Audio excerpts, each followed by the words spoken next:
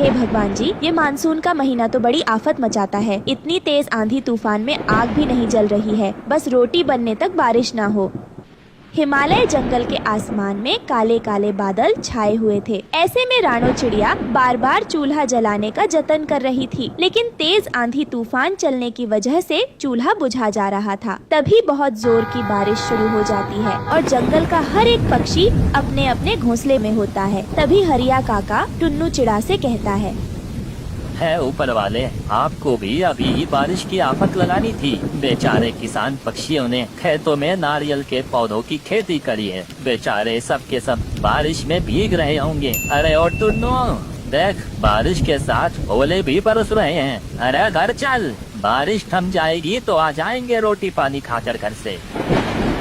हरिया काका, बादल इतनी जोर जोर से गरज रहा है, लगता नहीं है कि बारिश रुकेगी। अगर खेतों में पानी भर गया तो सारी की सारी नारियल की फसल बर्बाद हो जाएगी। बड़ा नुकसान हो जाएगा इस बार किसी भी हालत में मुझे अपने घर को पक्का करवाना है और मेरी सारी उम्मीद इस नारियल की खेती पर ही निर्भर है। आप जाओ, मैं खेतों में नाला बना कर आऊँगा, आपके भी बना दूंगा ताकि पानी पास होकर नहर में चला जाएगा।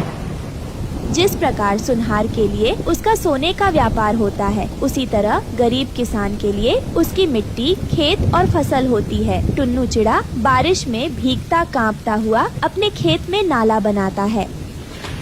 बन गया नाला, अब घर चलता हूँ। रानो चिंता कर रही होगी।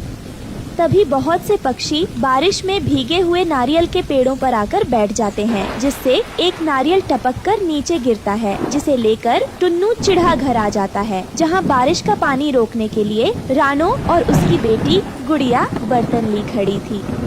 अरे ये क्या, रानो पूरा घर तो जगह जगह से टपक रहा है। पिताजी, माँ बहुत देर से बर्तन लेकर खड़ी है। मैंने कहा आराम कर लो, ये सारा पानी मैं निकाल दूंगी बाहर। उसकी ये बात सुनकर टुन्नू चिड़ा मायूस हो गया। मेरी सयानी सी बिटिया, रुक जाओ, मैं छत पर ये बड़ी वाली पन्नी डाल देता हूँ, फिर छत नहीं दबकेगी। लेकिन संभलकर जी छत एकदम कच्ची हो गई है। थोड़ी देर में बारिश का पानी ठहर जाता है। तभी नारियल को देखकर गुड़िया उसे खाने की जिद करती है। पापा, आप ये नारियल मेरे लिए लाए हैं ना? मुझको भूख लगी है, मैं खा लूँ।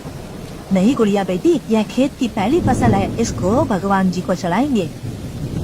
बारिश में भीगते हुए टुन्नू मंदिर में ले जाकर नारियल चढ़ा देता है, मगर वो रात जंगल के हर एक पक्षी को भूखे रहकर काटनी पड़ती है। सुबह होते ही सूरज की किरण फूटने के साथ सभी किसान अपनी गाय बैलों को लेकर खेत पर चल देते हैं, मगर अभी भी आसमान बरसाती काली घटाओं से घिरा पड़ा था।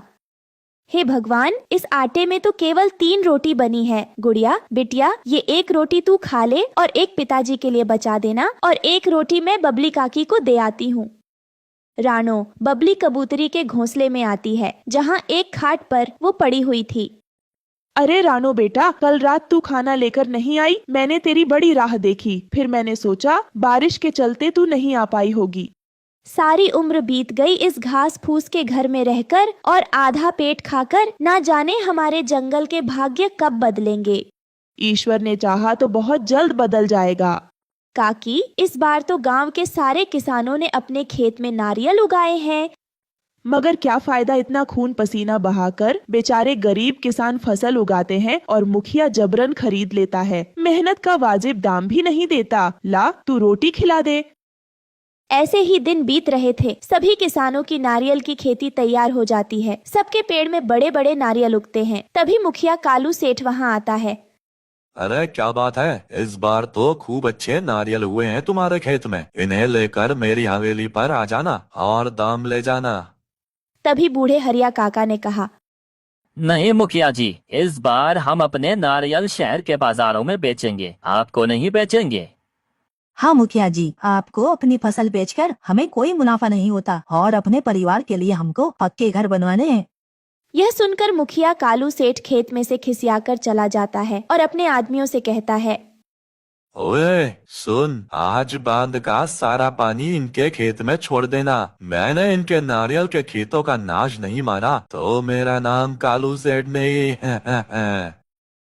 सभी किसान ने अपने फसल की पहली उपज का नारियल मंदिर में चढ़ाते हैं। उसी रात मुखिया का आदमी पूरे बांध का पानी बहा देता है और ऐसे में बारिश का कहर भी पूरे गांव पर टूट पड़ता है। उस दिन लाडो चिड़िया का लगन भी था और वो आंधी तूफान कई घरों को तबाह कर देता है। अरे पक्षियों, भागो यहाँ से, पूरा जंगल बाढ़ की चपेट में आ गया है। फिर सब जगह अफरा तफरी मच जाती है। सब पक्षी अपने घरों से उड़ते हुए मंदिर में इकट्ठा हो जाते हैं। सब कुछ तबाह हो चुका था। सब सामान बारिश में बह रहे थे। कई दिन बगैर खाए पिए बीत जाते हैं, लेकिन बारिश बंद नहीं होती। है ऊपर वाले दया करो, अरे कुछ नहीं बचा, घर बाहर से लेकर खेत खलियान सब नष्ट हो गए। धीरज रखिए काका, सब ठीक हो जाएगा, आप घबराए नहीं। यह सुनकर गरीबी से हारा हुआ बूढ़ा हरिया तोता बिलखते हुए बोला, अरे ऊपर वाला होता तो ये तबाही आती क्या। रानो बेटा, हम गरीबों के लिए कोई चमत्कार नहीं होने वाला, हमें तो अपनी हड्डियां गलाकर कमाना खाना है। अरे कभी ये मुखिया हमारा हक नोच नोच कर खाते हैं, तो कभी ऊपर वाला हम किसानों को बारिश की मार मारता है।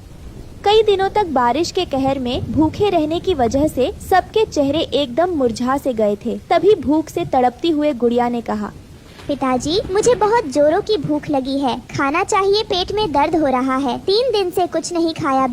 बेटिया सब्र कर, क्योंकि अभी अन्न का एक दाना भी नहीं बचा हमारे पास। पूरा गांव तबाह हो चुका है।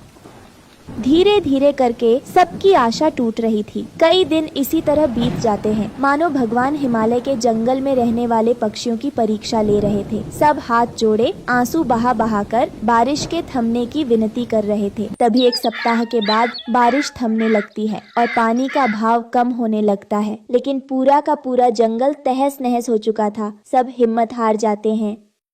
अरे सब मिट्टी हो गया। देखो पक्षियों, हमारे घर ढह गए। एक एक सामान जोड़ा था वो भी नहीं बचा है। ऊपर वाले, क्यों हम गरीबों पर बारिश करके हमारी परीक्षा ले रहे हो? अब बस करो, कोई चमत्कार कर दो। तभी रानो चिड़िया को नारियल देखकर उससे घर बनाने का उपाय आता है। टुन्नू जी, वो देखिए नारियल, क्यों ना हम उन नारियल से अपना घर बनाएं। इससे हम सब पक्षी इस बारिश से जरूर बच पाएंगे। भगवान ने हमें रास्ता दिखा दिया है। लेकिन रानो, भला नारियल का घर कैसे बना सकते हैं? वो तो टिकेगा ही नहीं। काश टुन्नू जी, कोई चमत्कार हो जाए जहां हम गरीब पक्षी चैन सुकून से रह पाते। दुख के मन से जैसे ही पक्षियों ने यह कहा, तभी सभी नारियल के पेड़ जैसे सूरज की सुनहरी किरणों जैसे चमक उठे और देखते ही देखते वहां पर बड़े बड़े नारियल के घर बन गए। अरे ये क्या, ये तो नारियल के घर है, वो भी कितने मजबूत हैं। कहीं मैं कोई सपना तो नहीं देख रही। तभी उस जादुई नारियल के घर में से आवाज आती है, आज से ये जादुई नारियल का घर तुम सब का है। यह तुम्हारे परिश्रम का फल है। आप सब अब आराम से इस नारियल के घर में रह सकते हो। तुम पक्षी इस नारियल घर से जो कुछ भी मांगोगे वो तुम्हें ये घर सब देगा। अरे वाह, ये नारियल का घर तो कितना सुंदर है। इसकी दीवारें तो हमारी कच्ची घास फूस वाले घर से कितनी मजबूत है। हाँ रानो, क्योंकि ये जादुई नारियल का घर है, इसलिए ये मजबूत और बहुत सुंदर है। ऊपर वाले ने हमारी प्रार्थना सुन ली। फिर सब पक्षी खुश होकर अपने अपने लिए उस नारियल के घर से खाना मांगते हैं और कई दिन बारिश के कहर में जीने के बाद पेट भरकर सब खाना खाते हैं और जादुई नारियल के घर में खुशहाली भरी जिंदगी जीते हैं।